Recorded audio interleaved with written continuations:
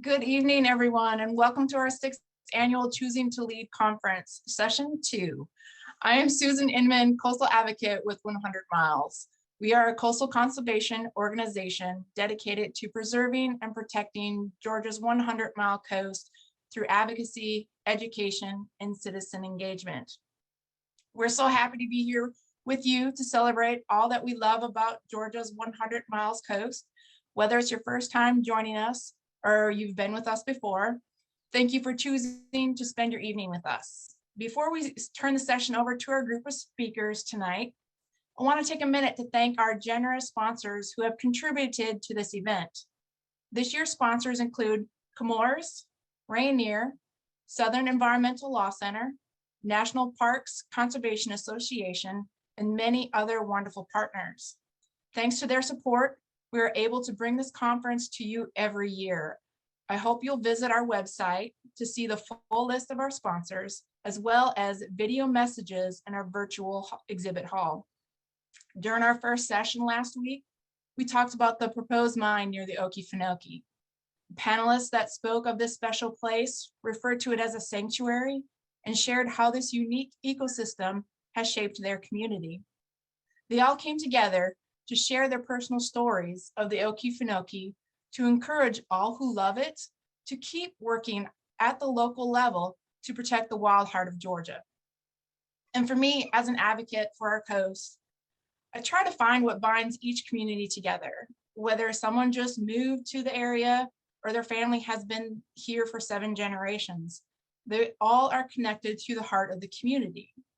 So I find myself often in these communities speaking imperfectly from the heart, and because imperfect action can be scary because it's not perfect, but it is an honest place to start, which is exactly where anybody can start to right the wrongs in their communities.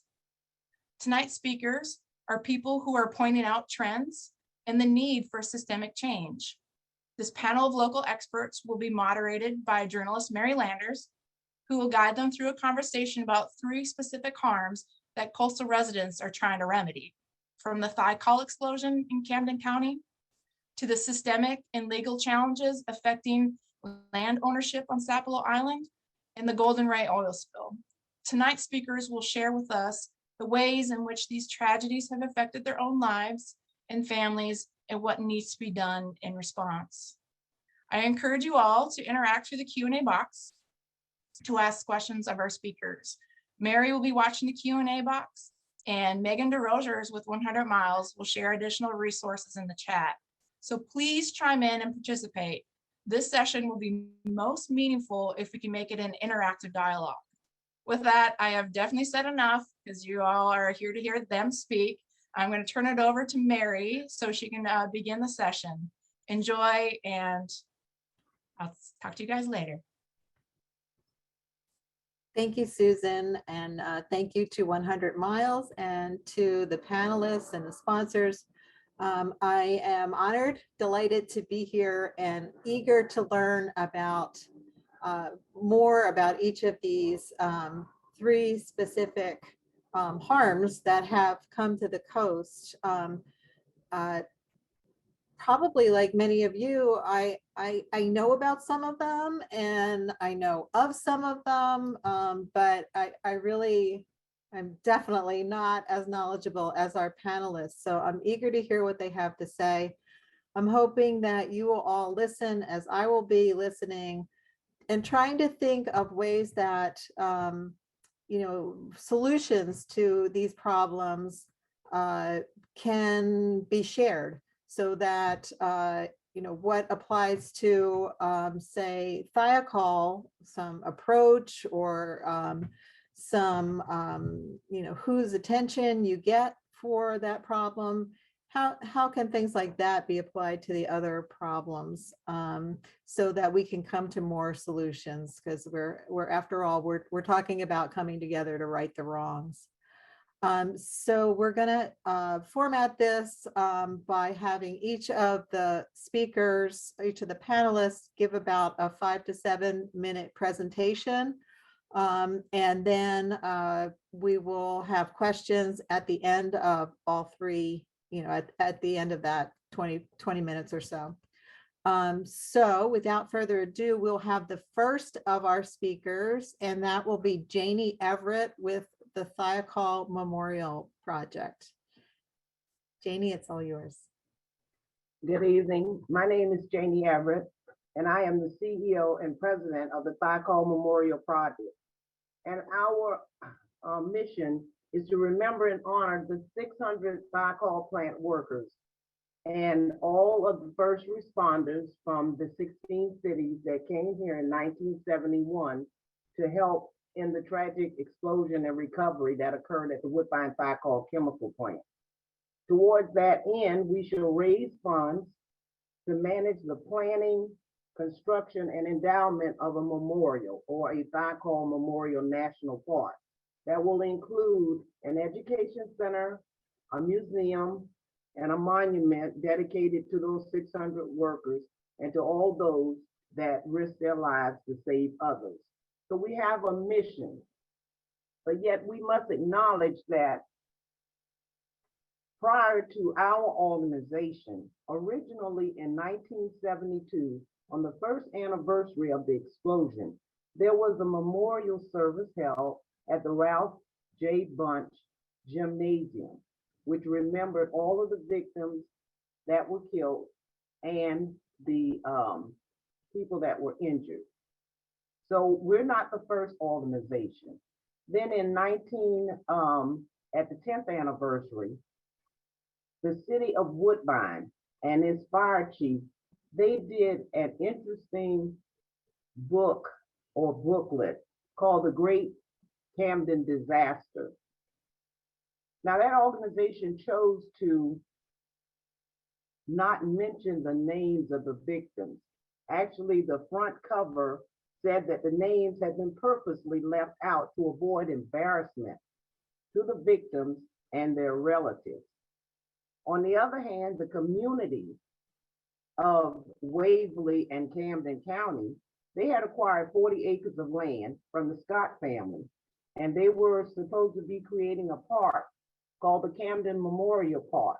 And they actually, after the dedication of that park, they put in a Thiokol monument inscribed with the names of those that lost their lives at Thiokol.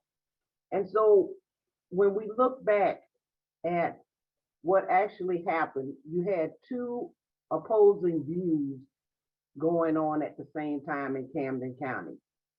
Meanwhile, in 1976, the Camden Challenge was written by the Historical Society under the direct supervision of the Camden County Board of Commissioners. And on page 191, they specifically have the history of Thiokol. It's about 3/4 of a page, and they had like 2 lines. And those 2 lines are dedicated to the people that were killed.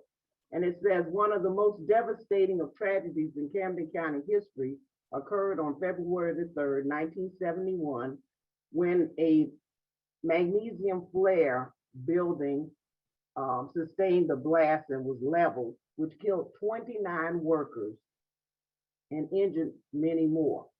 The next line really threw me because it says Thiokol Cooperation was generous in its help to the injured victims and to the families of those killed.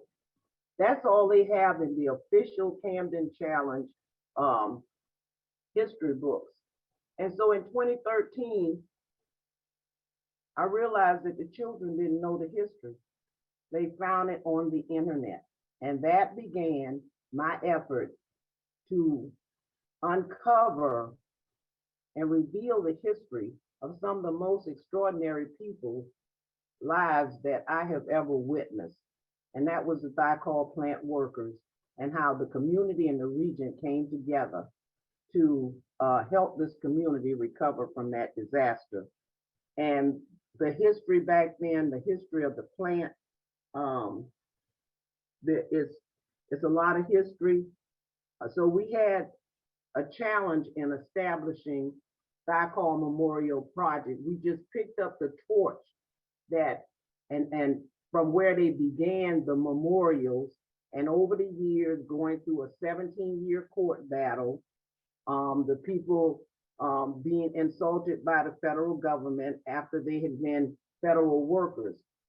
The understanding is that the Woodbine Thiokol chemical plant, they not only made the world's most powerful rocket engine and made it possible for America to go to the moon in 1969 after their successful test and reaching 3.2 thrust in 1965. They also, in American industry, employed a racial workplace, and they employed women. And so for the first time after 1964, women were able to earn an hourly wage.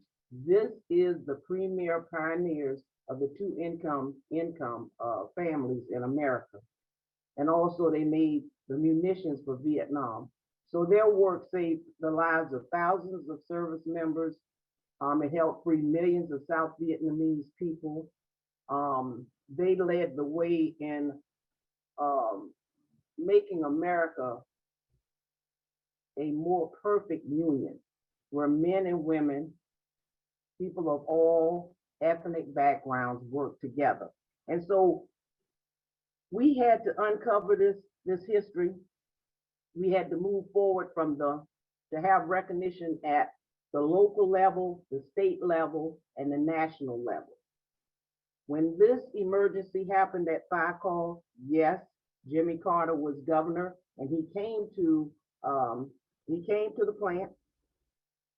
President Nixon extended the nation's condolences, and then the government knew that this stuff was explosive, that the workers were working with. They failed to tell them.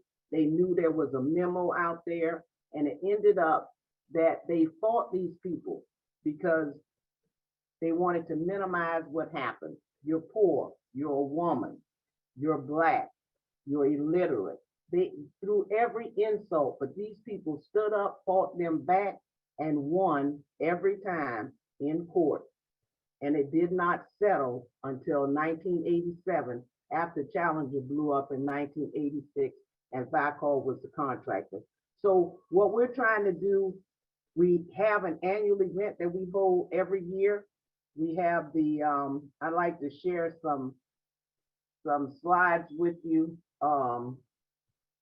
if I can bring them up. We have our missions.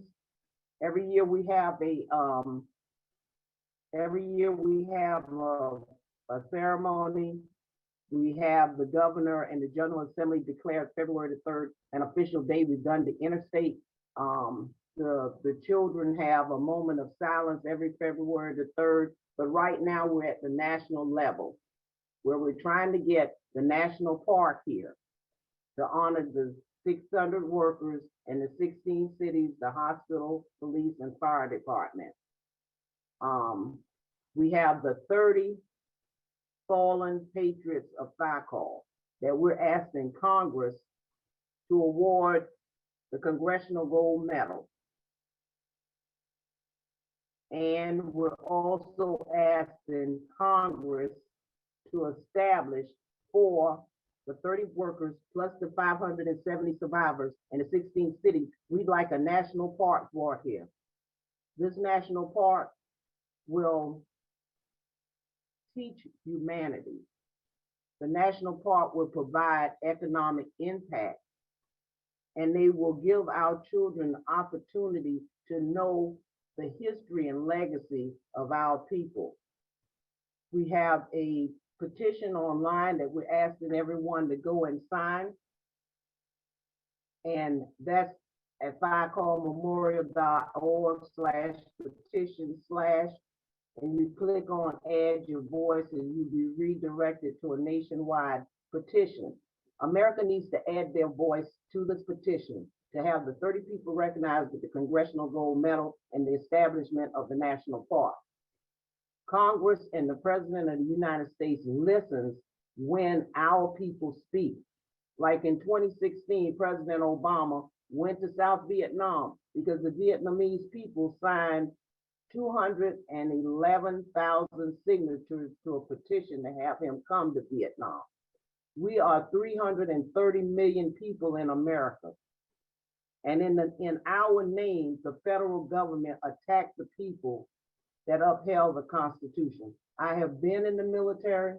I know that the military cannot march without boots. Somebody here in America has the supply.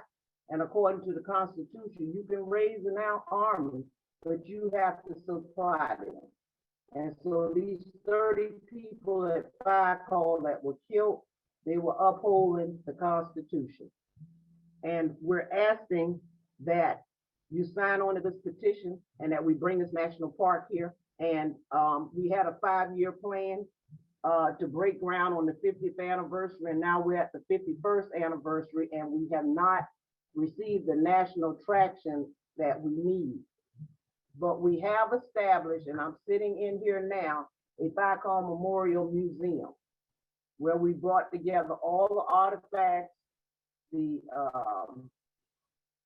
photos, the historical records, and we're building toward the national park. Every city brings their artifacts to us. Every worker brings their artifacts to us, and we store them. We recently went and did a documentary. It's called Remembering Woodbine, where we brought together politicians, attorneys, the workers, the survivors, the family members, and they spoke their truth. And we're trying now to promote this documentary, to bring it to a history channel, because our children do not know the history of Thiokol. I realized that in 2013, and that's when I got busy. But my mother is a survivor of the Thiokol plant explosion. She survived it. She was one of the manufacturers in building M132 when it blew up. It hurt her. She was hurt in the explosion. It hurt her feelings and devastated her going through this court case, and then they're being accused of the workers causing their own death or their own injuries. And so this is the project, and we need everybody's support and bring this thing to the national level. Thank you. All right. Thank you so much, Jannie. I'm sure that people are going to have questions. The Thiokol explosion and your efforts are something that have only recently come to my attention, and I'm eager I was eager to hear that presentation. So thank you so much for that. Next, we have up Ron Johnson. Ron is the president of the Sapelo Island Cultural and Revitalization Society. He's going to talk about land ownership issues on Sapelo. Ron? Good evening, and thank you for having me. I'd like to start with a little brief sketch of the history for the folks that doesn't know. I'm a descendant of slaves from about 12 generations that goes back to 1802. And slaves were brought to Sapelo at that time. And we are, a valuable resource, and historical resource for the world in our thinking. But I want you to know that I represent SICARS, the Sapelo Island Cultural and Revitalization Society, and we were formed in 1995 to address imminent threats to our culture. There was lots of evidence of speculative type developments that we were concerned with changing our culture or destroying the culture. So we started working on creating a mission that would address that. And our mission statement is centered around cultural preservation. We talk about land retention, and we consider land loss as the worst thing that could happen to us. Sustainable economic development, we have to develop those type things. So we spent a lot of time looking at our situation down on Sapelo, and we began to work on a lot of ways to try and head off the things that we know was going to affect us. Now I want to tell you a little bit about the community itself. Hog Hammock is a small community of about 434 acres. the descendants were not predominantly in Hog Hammock in the beginning. We were 5 different communities around the island. In 1934, R.J. Reynolds bought the island, and then he began to consolidate all the communities around the island into one location, which is Hog Hammock. It wasn't the best thing for anybody, because folks were leaving prominent fertile grounds, fishing grounds, farming grounds, hunting grounds, and being relocated into one community. The effects of that, a lot of family members left the island for work, and it was a difficult time for folks to survive on the island. But after that time, there was many things that the community tried to develop. We had historical sites that we were concerned with that was in the older communities. We also had to stop and look at situations that we could create to make life better for our people. When SICARS was founded, we started immediately looking at ways that we can address the preservation and act on our mission statement. We were looking at things like what projects we can create to bring jobs to the island. How can we help people really retain their lands by helping with folks to restore family homes? We look at a lot of projects that would help preserve the culture. When we started doing things in the organization, we realized that we needed to create a land trust. We did that. We created a strategic plan for land use and started negotiations with the Sapelo Island Heritage Authority to get that land in programs and projects that we intended to create. After we worked really hard to do that, and it went well, a lot of things happened like any other organizations. There were things where we didn't grow very fast, and it turned out that we had to regenerate this whole program, and that's what we're in the midst of doing right now. We would like to share with folks a lot of our history. We try to find ways that we wanted to teach our youth about their history. We started reaching out to folks from the culture everywhere to try to get them come back for homecoming. One of the things we did in the midst of that was we created the Culture Day Festival. And I want to tell you that the Culture Day Festival was not formed as an event just to bring a lot of people back to have a good time. We were intending to bring our families back to the island to talk about how we can take ownership of our destiny on the island, to share with the youth some of the history from our culture that was preserved in spite of slavery. That's what Culture Day was all about. It's an opportunity to share our rich food and culture, the great stories about our existence on Sapelo and the culture up and down the coast that we relate to. And it turned out to be a huge event that we have every year, and we haven't had it for the last few years because of several circumstances, hurricanes, the pandemic. There's a few things, but we intend to have that festival this year in October of 2022.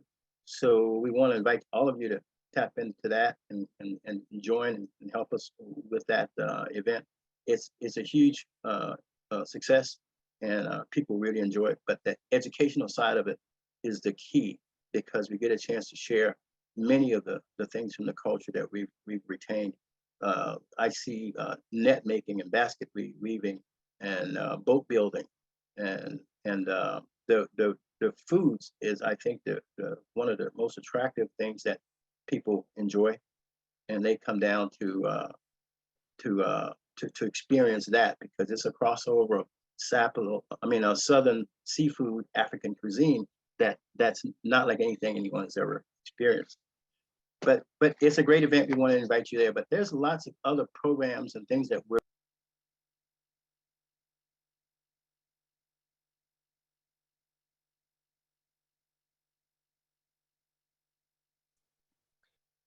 Ron, I think we Ron, just you just went to mute. If you want to unmute yourself, we don't want to miss you. I did that. Okay, I'm sorry. Am I back? Anyway, we wanted to address speculative development, because what's happening is folks have taken advantage of the culture in the transition from some of the other communities into our communities. The deeds that were written to folks, the transitions that happened were not of the best, and it left a lot of situations where a lot of heirs property was floating around. And then we have these developers that will come in and filter their way in and take advantage of people that can't afford to fight them. And that's one of the things that we have been hoping to build, and we try to assist every descendant that we can to find resources to help them address some of these problems. And it's pretty systemic, because there are things in our legal system that the powers that be, if they wanted to address some of them, they would close these loopholes that these folks are finding to gain access to our community. We feel that there's a lot of areas that can be addressed. How do you bring attention to those on that level is one of the battles that we face. So what we have been doing and recently in this past year is focusing on education for our people. We've created some workshops, heirs property workshops. We're going to have some wills clinics. We want to help folks understand where they stand with heirs property issues, which is the most threatening situation we face.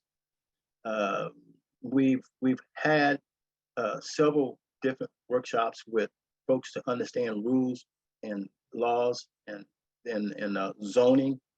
Zoning's been a big one, because we realize that the zoning, if it's not enforced, it means nothing. On Sapelo, we face a lot of situations where people are doing things out of compliance with the zoning laws, and to my knowledge, they face no penalty for it. We have raised that issue on every level we can. We're not done with it, of course, but we are going to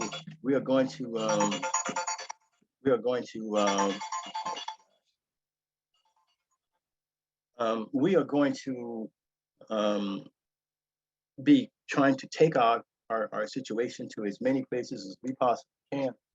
So we may address that on higher levels, because it needs the attention of powers that be in this state. I could go on, but Mary, I need to throw it back to you. Thank you. I heard your timer go off there. Okay, so that's our first two. We now have a third issue that might be something that is more familiar to everyone, in that it's been a high profile news item for the last couple of years. And that is the Golden Ray Shipwreck. And we have Fletcher Sams, who is the executive director of the Altamaha Riverkeeper, to talk about maybe some of the issues around that didn't get quite enough play in the news. Fletcher? I think you can hear me, but I have not been able to start my video. So thank you for having me. My name is Fletcher Sams. I'm the executive director of Altamaha Riverkeeper. And for about, there we go, the past 2.5 roughly years, our organization has been on the ground monitoring, trying to mitigate additional damage that is coming from the Golden Ray. Luckily, we are almost past the deconstruction phase of the environmental protection barrier. Of course, the ship is long gone now. But for the past 2.5 years, I'd say the very beginning of the Golden Ray saga, we really heavily focused on mitigation efforts. And what I mean by that is preventing the oil from entering the environment in the first place, as well as preventing it from hitting the shoreline once it's released into the environment. During the first couple of weeks, we had so much resistance to the fact that there was even pollution in the environment that there was not a whole lot of mobilization or resources to prevent additional damage coming in. And I think most people know that the ship was carrying oil and cars when it capsized. I'm not sure if people really realize how much fuel it was carrying. It was carrying approximately 383,000 gallons of fuel. In the last open records request that we received, there was still roughly 45,000 gallons that was unaccounted for. So neither recovered off the ship or recovered out of the sound. That's a problem for us. And luckily, there was some legal framework for us to work within, which was the Oil Pollution Act of 1990, which was a result of the Exxon Valdez spill. And part of what the Oil Pollution Act of 1990 does is it lays out very specific definitions and very specific problem-solving apparatuses for spills, either inland or in this situation on the coast. And one of the first steps in kind of creating a mitigation plan is what's called the creation of a area contingency plan. And I'm going to share my screen real briefly. And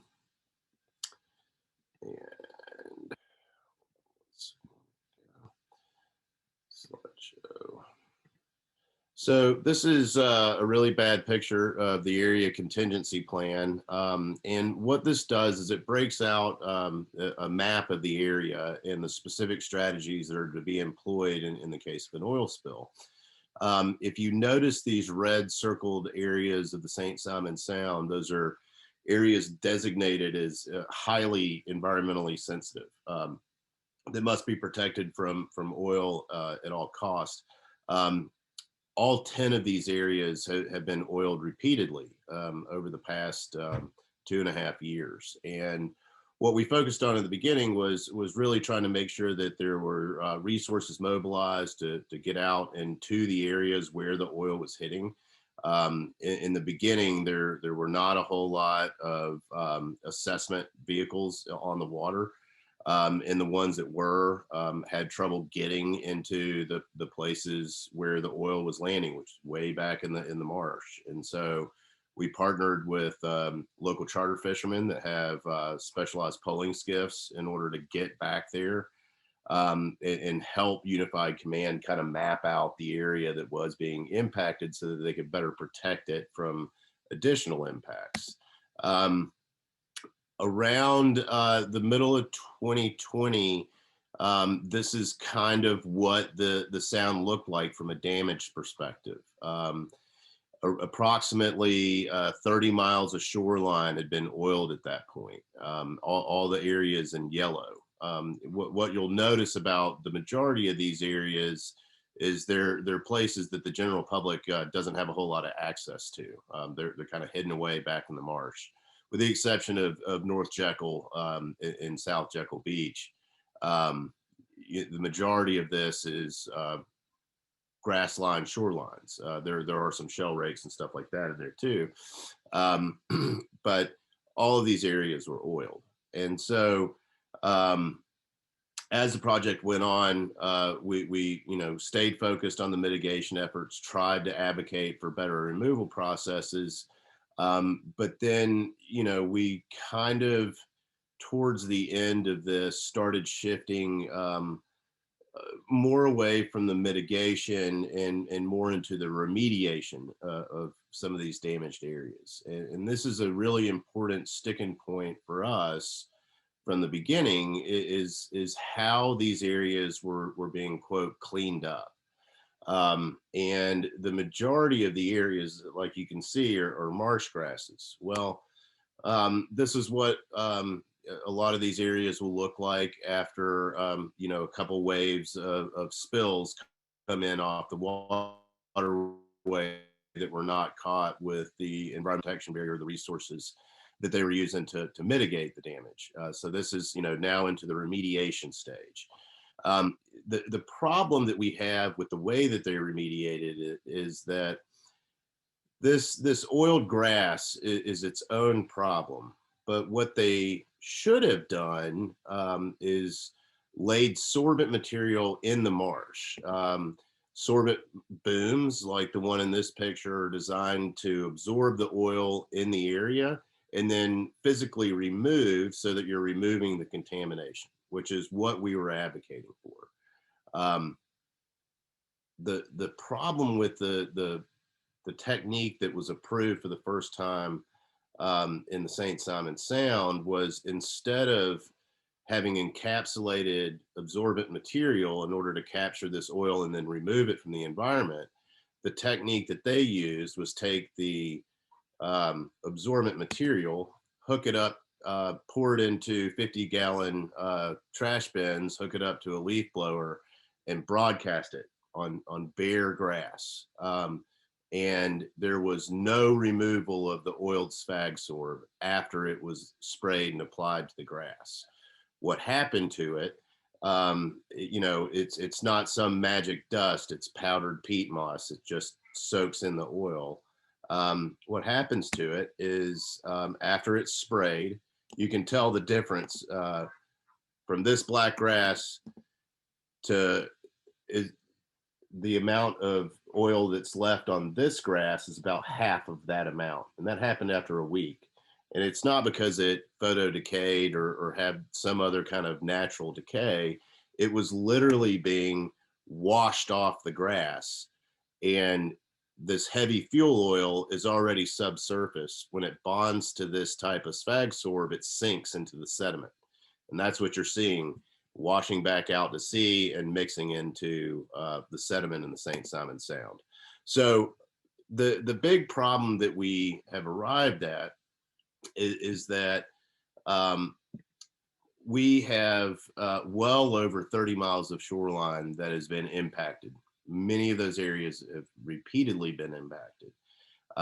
And this last consent order that Hyundai is under, the responsible party for the accident, still allows residual oils to be left in the environment. And the rationale behind that is that remediation at this point could be more damaging than the actual oil that's left behind. And so now we find ourselves moving into a restoration stance instead of a remediation stance.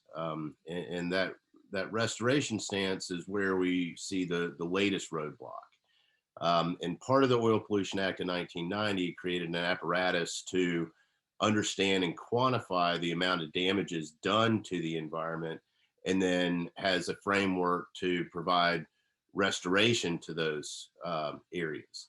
The problem that we have at the Golden Ray site is that the federal and state authorities are refusing to initiate that process. Here we are 2.5 years later, everything's gone from the human eye as far as the ship's concerned, but there's still lots of residual oil left into the environment, and the clock is still ticking, and we still don't have any answers to the extent of the damages done to the sound or what we need to do to restore it back to its original state.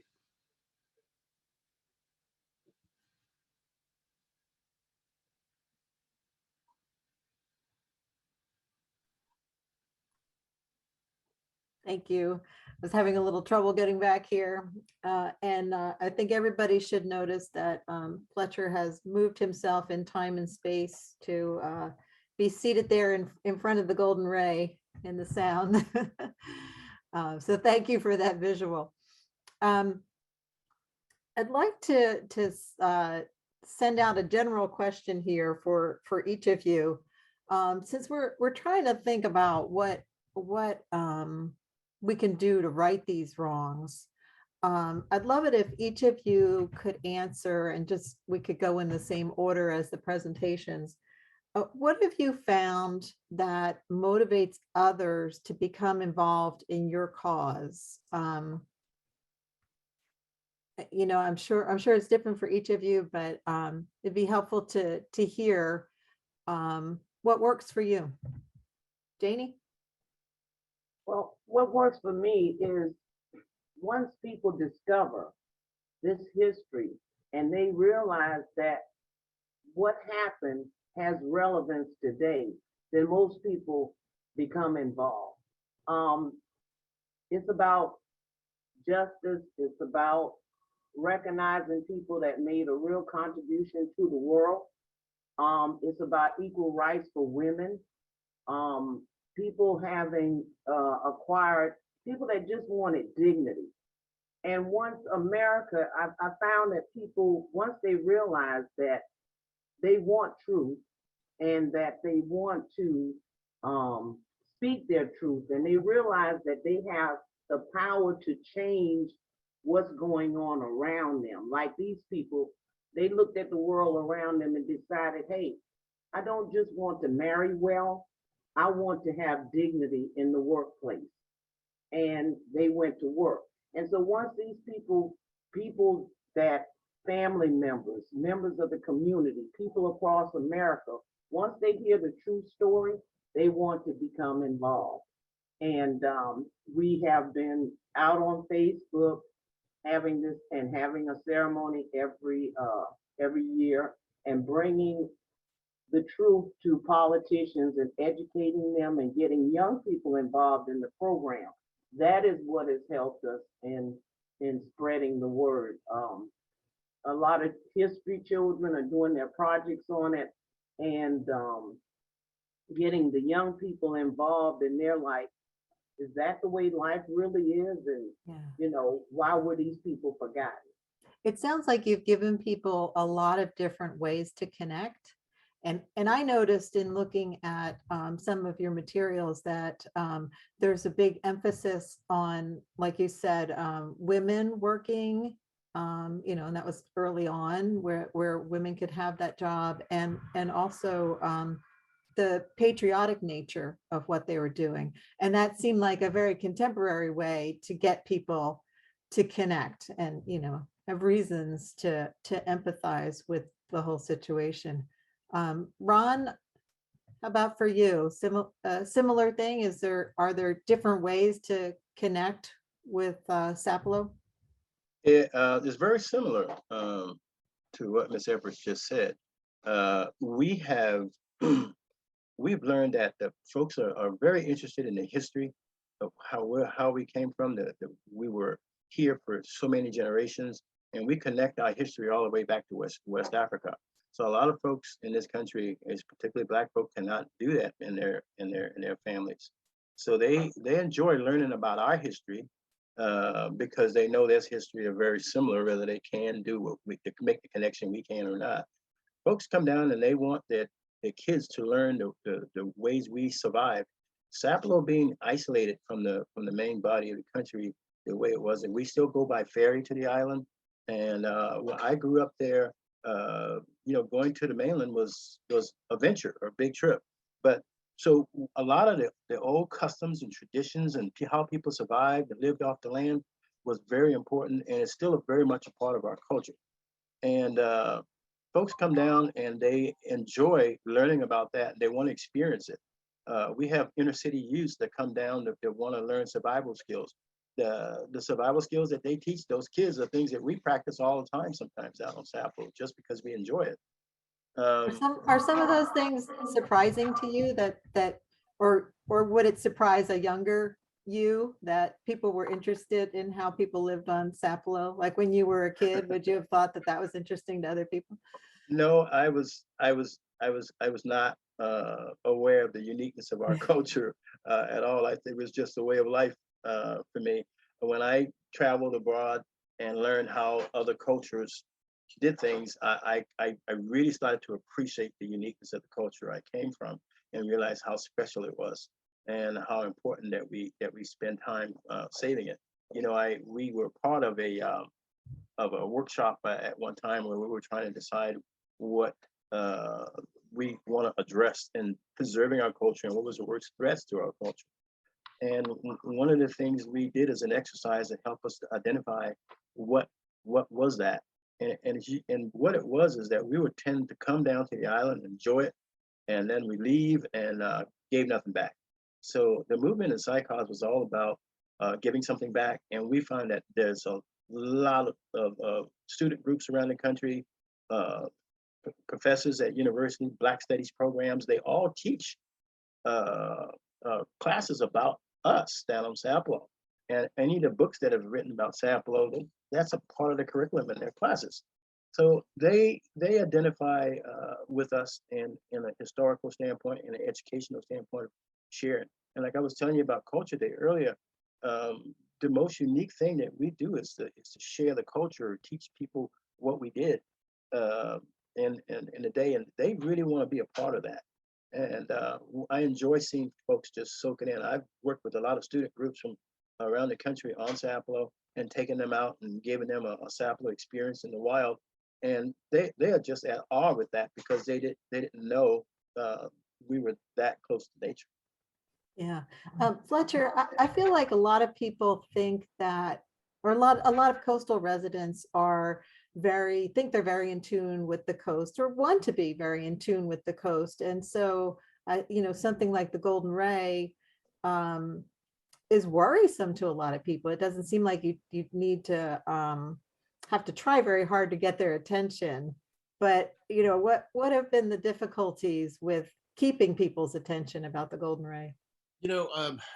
I think a couple of challenges. I think one common theme that I have with the other panelists is that, one of the things that works best is being able to show the work and show the problem.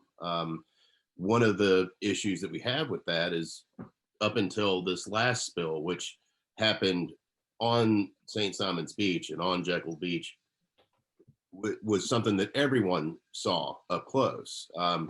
But for the 2 years prior to that, most of these areas, if you were not, in a shallow water boat, you weren't going to see it. And there's technical challenges with that. Drone flights are prohibited. Unified Command shut down any ability to request flights through FAA during the removal.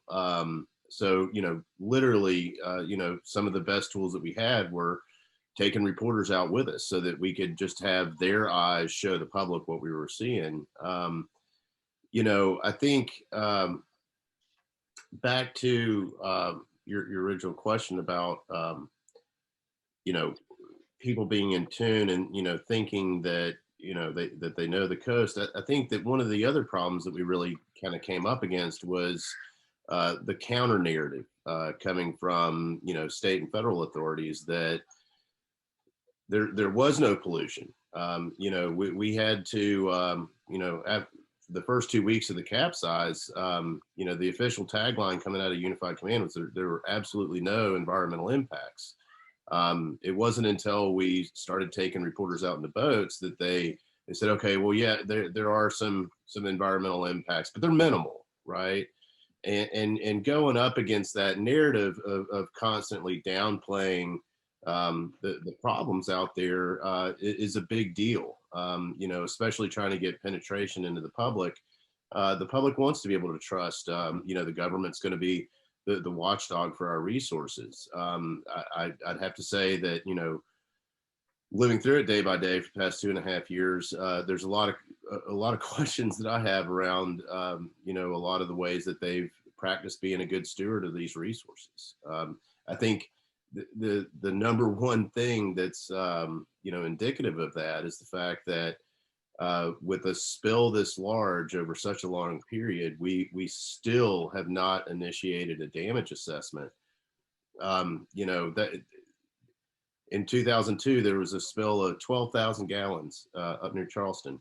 And they initially, I think within the first 6 months, initiated a damage assessment. And Real quick, what exactly is a damage So assessment? natural resources damage assessment is it's a apparatus set up by the Oil Pollution Act of 1990 to look at ecological and as well as economic damages as a result of the accident. And so here what tourism dollars were lost? Is there shrimping grounds that were lost? Is there areas of Spartina that were lost? Are there populations of redfish that were lost? We don't know the answers to those questions because we haven't initiated a damage assessment. And once And that what triggers a damage assessment? Why haven't we? literally the state of Georgia or the U.S. Coast Guard or U.S. Fish and Wildlife or NOAA could at any point, and it's typically the state, say, hey, Hyundai, we believe that there's some damage from this pollution. We want to find out how much. These are the studies that we think need to be conducted for us to answer these questions. This is how much they're going to cost. Please give us a check. And so this is of no cost to the state or the federal government. This is part of the Oil Pollution Act of 1990 is the responsible party has to pay the costs for these studies as a result of them being responsible for the accident. And, in the grand scheme of $1 billion episode with the Golden Ray, the cost of these natural resource damage assessment would be minuscule, fraction of 1% of the cost of this thing. And so we just find it hard to believe that the stewards of this resource wouldn't be asking how much damage was incurred. They're just not interested in knowing. So a couple things there. It seems like, is it analogous to the idea that you have to have a disaster declaration before you can get disaster aid? That kind of thing. Okay.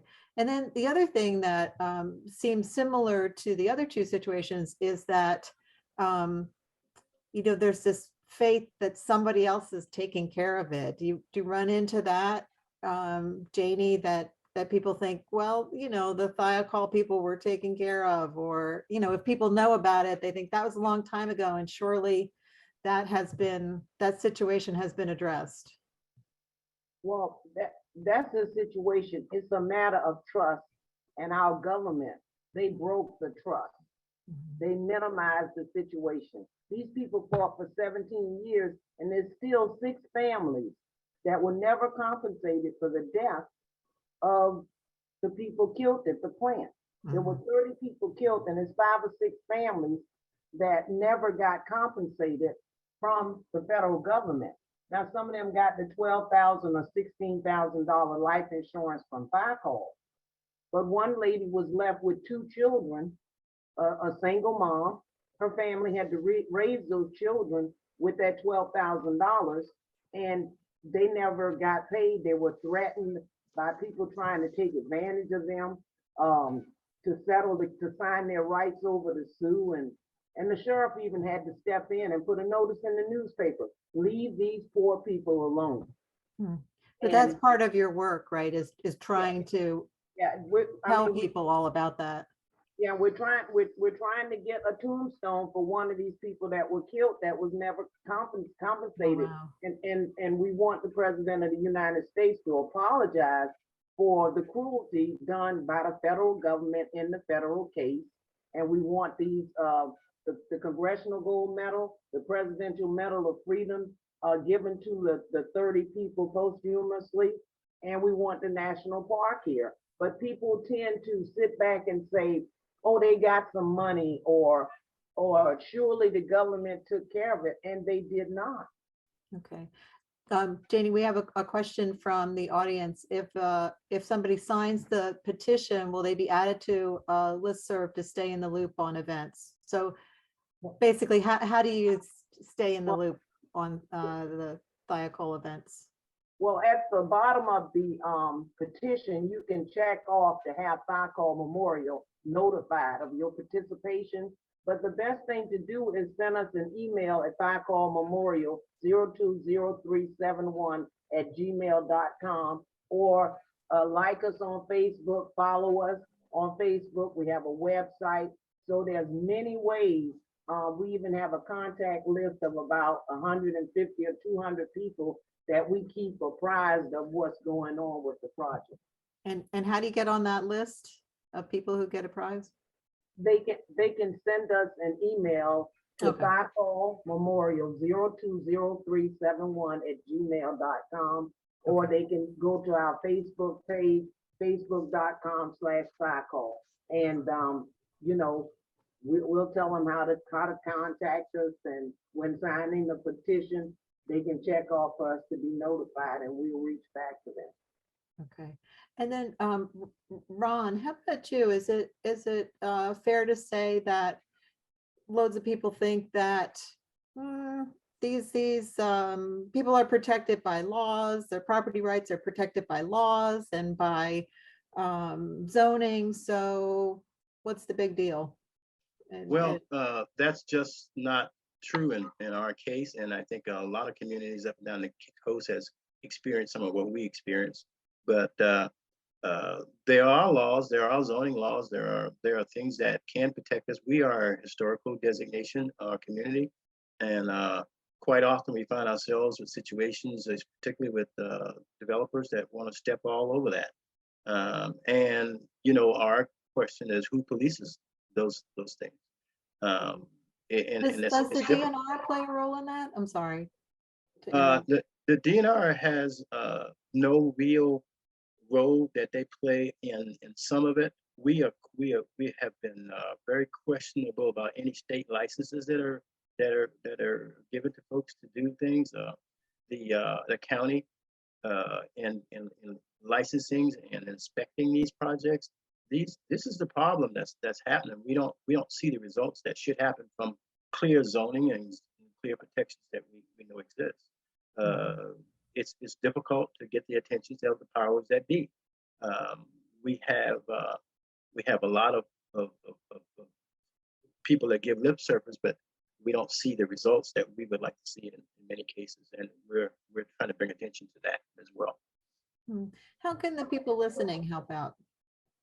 People listening can help out by coming down and visit our beautiful community. Learn more about it. And so when you could talk to people that can, you're connected to people with the powers that be, they could you can share your story with them that you experienced down on Sapelo. We want to partner with as many people, organizations, foundations, legal teams. Those are the kind of support we need. So we want as many partners to come down and join us as possible. Of course, funding is the bottom line always, because we have families there that are always fighting quiet title and bogus land issues. And the way the forces that try to destroy our existence do is they create a hardship on families that they cannot compete with. They create a situation that will cost a family more money than they can make in a year to address. So they chase folks out of their own properties with bogus land claims that they know this family cannot compete. So we need support, partnership from legal teams, and most of all, we need funding, because one of the most important things that SICARS need for them is we need to build capacity so we could help our people more. We have many plans, but we have to build capacity to execute those plans. So funding is key for us. Fletcher, how about for St. Simon Sound? What's the best way for people to exert pressure for a cleanup? At this point, it's a very good question. We have a call to action, trying to ask DNR and the governor to take action and request a natural resources damage assessment. I still think that lobbying specific people is better than a bureaucracy. So I think anything and everything that we can do to let decision makers at the Capitol in Atlanta know that the state's resources aren't really being safeguarded in the way that they should be. And it would be very simple at this point, we can't wind back the clock. I can't undo, the mistakes that were made during the salvage operation. But what we can do is find out exactly how much damage was done and what we need to do to restore the damage. The only way that I feel like that's going to happen is if we pressure the governor into requesting one through DNR. Without that, we may never know the extent of damage that occurs. We might just see symptoms later on down the line. Mm-hmm. So I'd kind of like to wrap it up with something a little different. All three of you are involved in work that's pretty emotionally heavy. And I'm wondering what brings each of you joy in that work? There must be something that keeps you going. That's a joyful thing. Jannie? Well, what brings me joy is when the children come into the museum and when they see that a can of soda pop used to cost 10 cents, or a pair of shoes was $2 during that time, or realize that these people were working for a minimum wage of $1.60, or that a woman at one time couldn't have a bank account.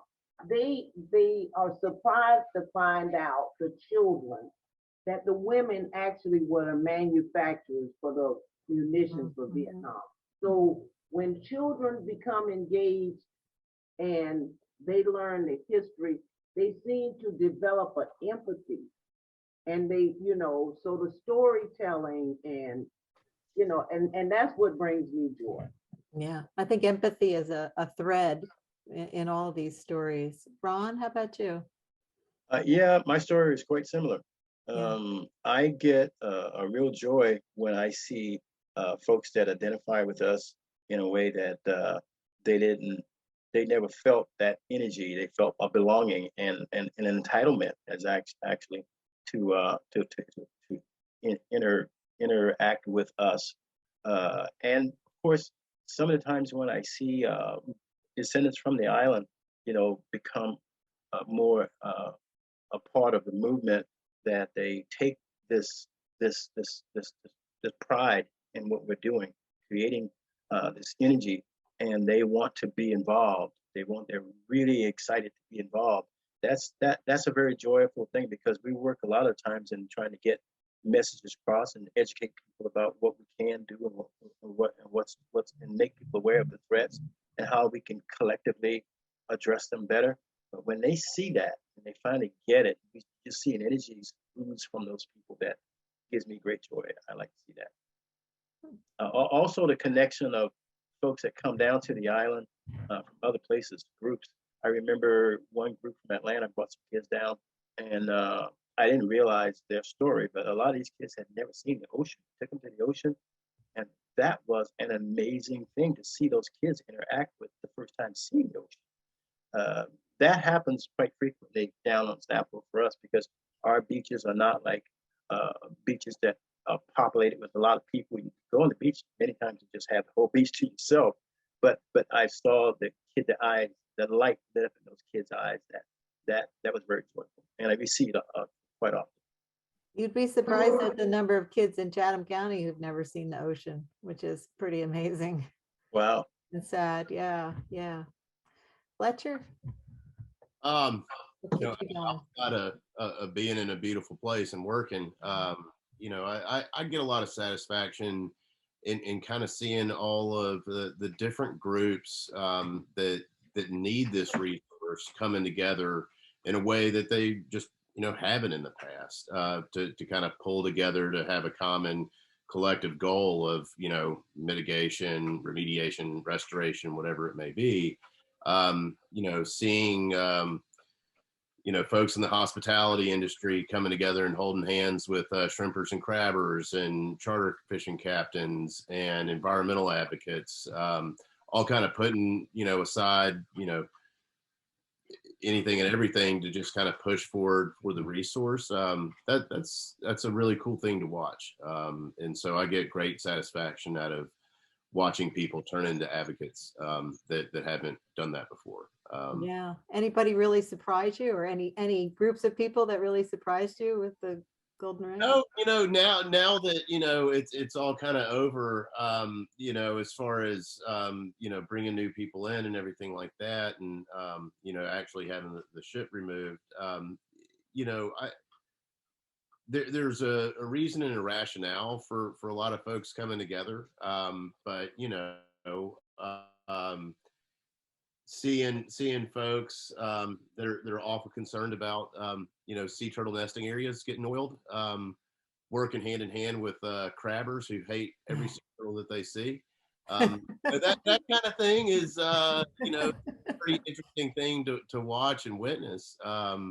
But people kind of putting aside stuff like that to work together to protect the larger resource from the larger threat. That was a pretty cool thing to watch. Yeah, very good.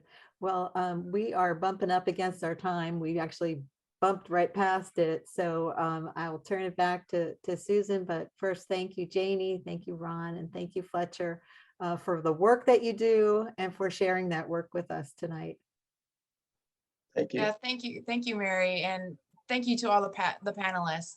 Your voices were definitely heard tonight, and I am incredibly grateful for what you shared tonight, but also all your extra resources that you shared. So not only was I able to hear what you had to say, but also now I can expand on that at a later time. So I appreciate that, and I also want to thank everyone that has shared their evening with us tonight.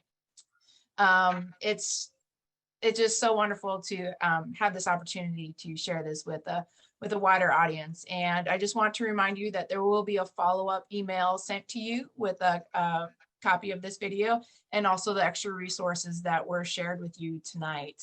And as one last reminder, let's see here. There we go. One last reminder for next Tuesday, we'll have our third session for the legacy of our land, the conservation of the Georgia's coast, again, starting at 7 p.m. And if you want to read more about this next session, you can go to 100miles.org conference 2022. And thank you for watching. For more information, visit 100miles.org or follow us on any of our social media sites, Facebook, Twitter, and Instagram. Hope you all have a wonderful evening.